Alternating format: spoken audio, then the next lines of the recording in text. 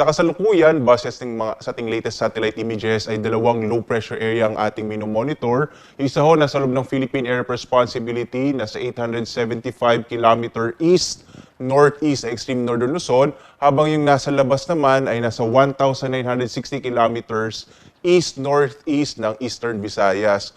Pareho ho nating hindi inaasahang magiging bagyo or maliit yung chance na maging bagyo itong dalawang low pressure area na ito. Bagamat itong nasa labas nga ay nagpapalakas din ho ng hanging habagat na siyang nakakaapekto, partikular na nga dito sa may bahagi ng Mindanao. Kaya inaasahan ho natin magiging maulap yung kalangitan na may malaking tsansa ng mga pag-ulan, partikular na sa may bahagi ng Zamboanga Peninsula.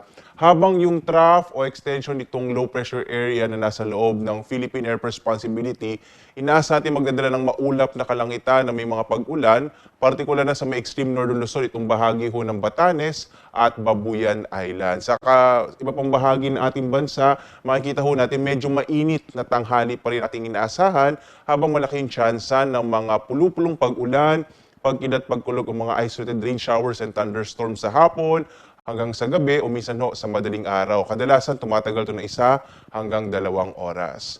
At narito nga ho ang magiging lagay ng panahon dito sa area ng Luzon. Makikita ho natin malaki yung tsansa ng maulap na kalangitan na may mga pag-ulan sa may bahagi ng Batanes at Babuyan Islands, habang sa nalalabing bahagi ho ng Luzon, mga pulupulong pag-ulan, pagkulog naman ng mararanasan. Posible pa rin yung mainit at tanghali habang malaking tsansa ng pag-ulan sa hapon hanggang sa gabi. Agwat nga ng temperatura sa Lawag, nasa 24 to 32 degrees Celsius. Sa Baguio, 17 to 25, habang sa Tuguegarao, nasa 24 to 32.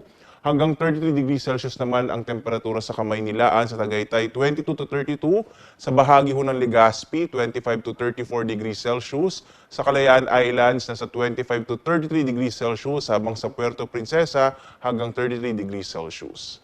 Inaasahan din ho natin dito sa may Kabisayaan ang mga pulupulong pag-ulan, pag-inat, pagkulog, habang mainit at tanghali rin ang maaring maranasan.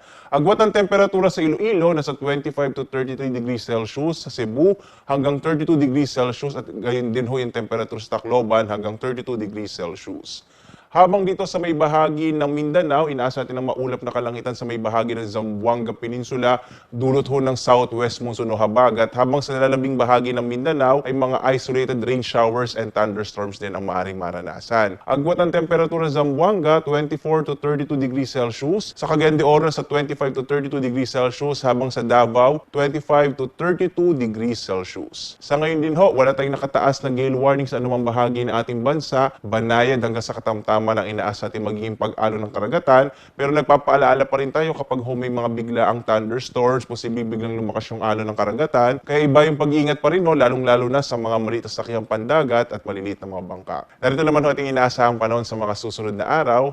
Sa sunod na 3 araw, makikita ho natin sa Kamaynilaan, sa Baguio, Legazpi, Cebu at Davao. Generally, medyo posible mainit na panahon pa rin yung mararanasan natin, habang mas malaki yung chance ng mga pag-ulan sa hapon hanggang sa gabi. Ito po yung mga localized rain showers and thunderstorms. Agwat ang temperatura in the next 3 days sa Kamaynilaan ay mula 24 to 32, sa Baguio ay 17 to 25, sa Legazpi 24 to 33 degrees Celsius, dito sa Cebu, nasa 25 to 33, habang sa Metro Davao, 24 to 33 degrees Celsius.